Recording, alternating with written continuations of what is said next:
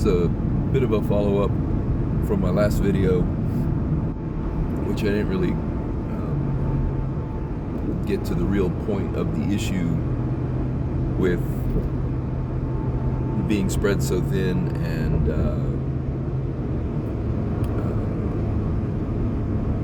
having the day job, the 40-hour-a-week day job.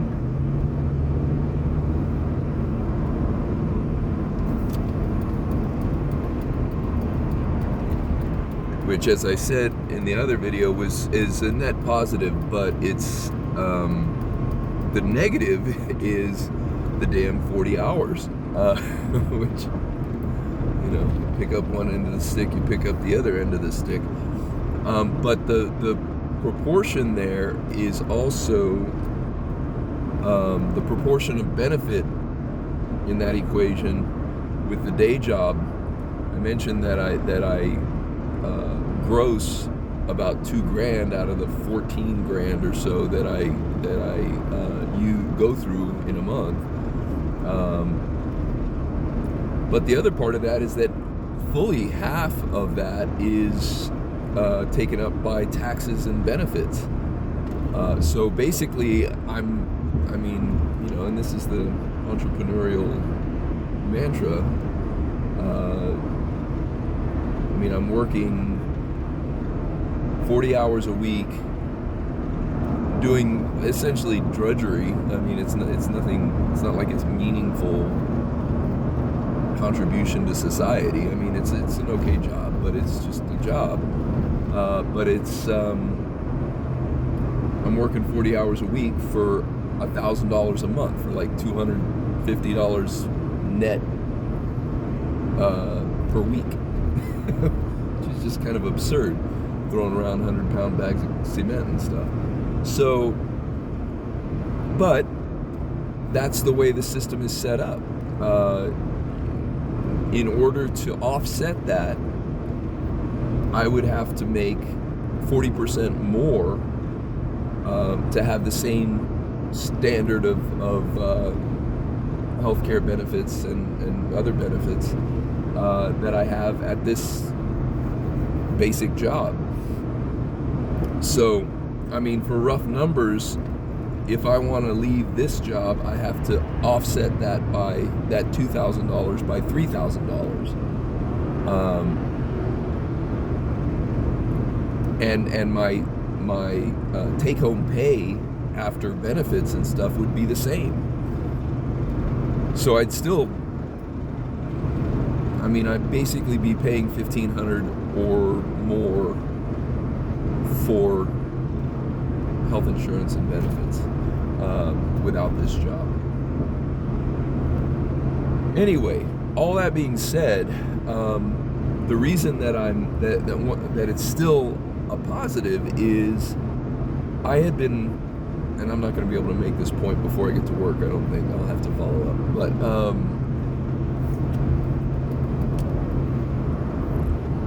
I had, at some point when I left the fire department after 15 long years,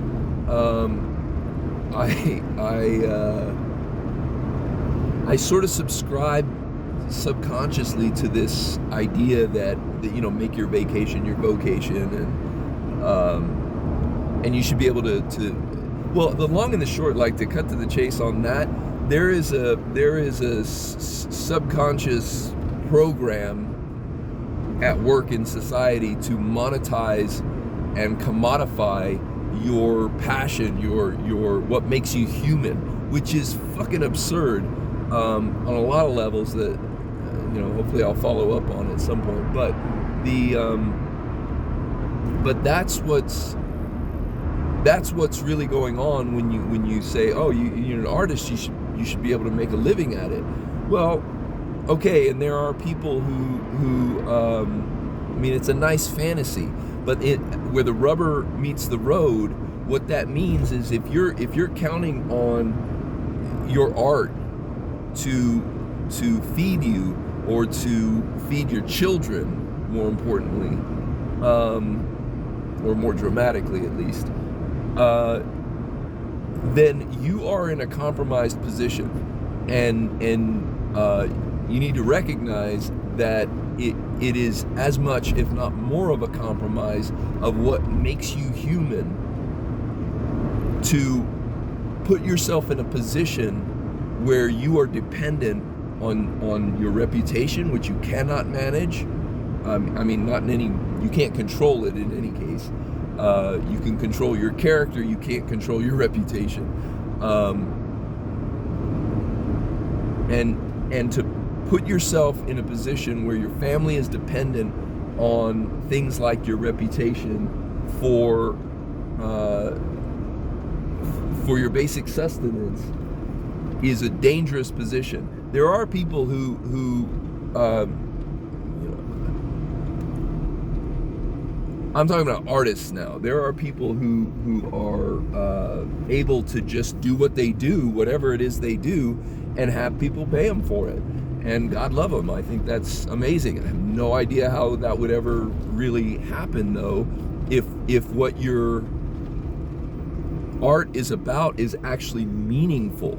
It's not, glorified wallpaper and bullshit that, matches people's sofas. Sorry if that's your thing, it's not mine, okay? And that, whatever. But where I'm at is what I think art should be, and especially my art needs to be, is something that addresses really the meat and potatoes of life. And if it's not doing that, then it's just decoration. So if that's your jam, and it is mine, trying to actually make life better, not only for you, but for other people, trying to understand why society is the way it is, what can be done about all those things, then you cannot expect society to give you a paycheck for that. They're not, that's not the way that works.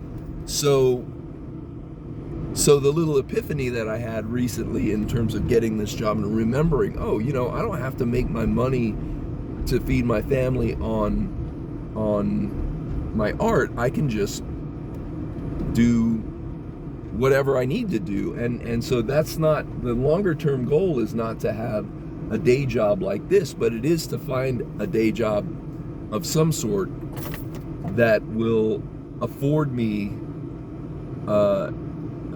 enough money without throwing the baby out with the bathwater, and afford me the luxury of being able to feed myself without compromising what I think is important about art and life. I don't know if I made that point, but I'll review. We'll see. All right, thanks.